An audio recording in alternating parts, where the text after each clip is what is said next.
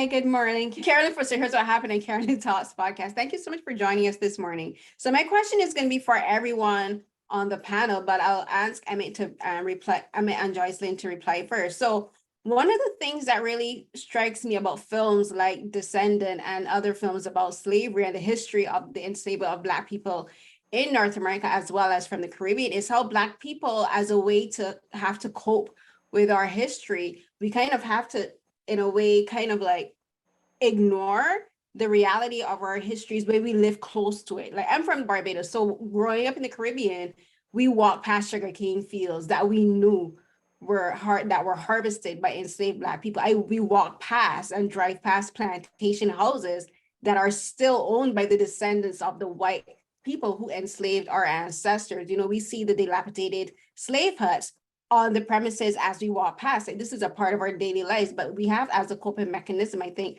have to, in a way, kind of like put on blinders and just like kind of ignore the reality of that until it's time to focus on it. So this is something that the film, I think, really tackles with how Black people, in a way, have to kind of like, in a moment, come to a realization that, oh, wait, this is my reality. This is the reality of my ancestors.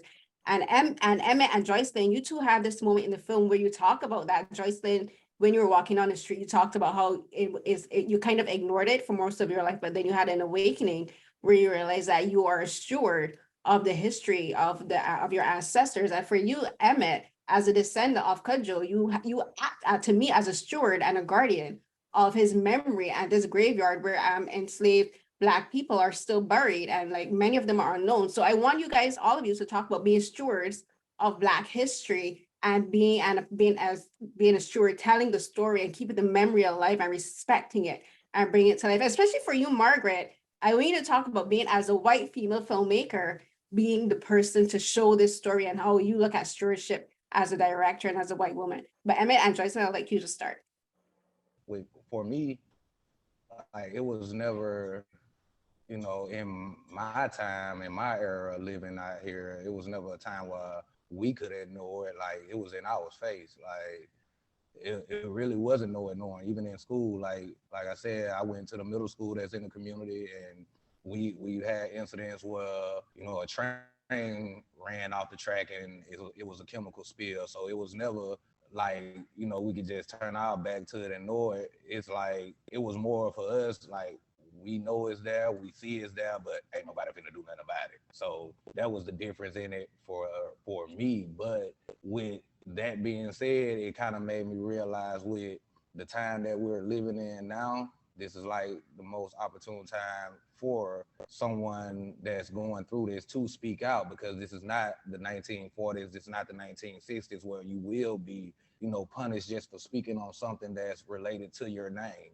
So now it's like, rather than ignoring it, or rather than just walking past it and looking at it and keep going, this is the perfect time for anyone that see anything wrong to step out and look at it. Like what you're saying with your story, and your story seemed very, similar to ours. Like, you walk the streets, you see it, but no one's doing something. But now it's like, I'm one of the people that's living for this generation that's telling you, hey, we ain't got to be scared no more. We can get out here and do something. Yeah, so when you talk about stewardship, this story is so great that, I'm blessed to be one of the persons that, has stewardship over it.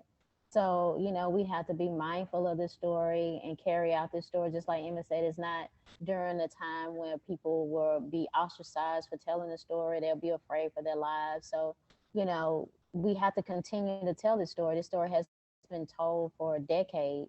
And it's just so, when you talked about us living around it, because it's like second nature. And when you were explaining it, I felt kind of heavy. Like, I've been carrying this around for years, and it's a daily commute to see the mayor's sign spray painted in red. Like, this is every day for Emmett and myself. And, we were just in London a couple of weeks ago, and I was talking to some people that were from Nigeria. And I was wondering, I was like, well, why are you guys here in London? Why are the Nigerians in London? It's just like, why are we still around what happened to us? We're right connected to the slavers who brought us to the United States. But we have to continue this legacy. And with that, with us telling the story, look where it's gotten us, right? So, you know, it's heavy. It is very heavy, but we have to be great stewards over this story. I made a film 15 years ago called Order of Myths that was about segregated Mardi Gras in Mobile. And growing up in Mobile, I didn't know about this story, even though Africatown is part of Mobile. But when I was making that film, it was about Order of Myths is about Mardi Gras in Mobile, which is segregated, and there's a white Mardi Gras and a black Mardi Gras. And the white Mardi Gras queen in 2007, when I made that film, was Helen Mayer of the Mayer family in Descendant. And my mom said to me, you know what that family did, right? Like they brought the last slave ship over. And I had not heard that story growing up, or if I had, it was like a page in the history book. Joycelyn always talks about it being in the history book. And, you know, in my public high school and middle school in Mobile, like it was, I don't remember that page. It wasn't something that we really talked about and went into as being such a crucial part of history in Alabama. But then the story kind of deepened after Mardi Gras was over, and we found out that the black Mardi Gras queen was Stephanie Lucas, who was descended off the Clotilda. And that film came to be focused around the relationship between the two queens. So that's kind of how I first heard about the story. And Kern Jackson, the folklorist in the film, in Descendant, worked on that film with me. So we sort of just never stopped talking about it. The reason I started making the film largely is because I thought I had access to the Mayer family, since Helen Mayer went to Sundance with that movie, traveled all over the world with me, spoke about being from this family. But it turned out that all these white families that had talked to me in Order of Myths, there's the specter of the ship and reparations, none of them talked to me. So the film became this thing that I did not think it would be in the beginning. And Essie, who's on this call, one of the producers, we were friends, and we were just sort of organically talking about, like, me as a white person, like not having so many blind spots. And, you know, the discussion around the film was like, well, what are the things we can look at, not just my blind spots, but opportunities to center the Black experience in this story. And I mean, you see like Emmett and Joycelyn are such powerful storytellers. Even if the Mayers had spoken to me, I think this film would have been about the Descendants, because they've honed their storytelling skills across generations. They're so powerful. And like, it was just sort of obvious to me when I started making it that this story should be the center. Even as a white person, I just had to figure out like how to do it properly, or try to do it properly. But like, it was sort of just like one of these things where you're just so blown away by the people that you see the story, if that makes sense. Yeah, and I would just add to that, you know, Carolyn, when you were first just sort of describing that sense of walking past all of this horror, I think about the Black experience and how much joy and pain go hand in hand so often. And I think that was one of the things that was very important to us in the making of this film. That's the nuance that we were trying to capture, is how joy and pain can live so closely together. And that is where the resilience comes from. You know, that's Joycelyn's beautiful journey from feeling shame about the story to feeling pride.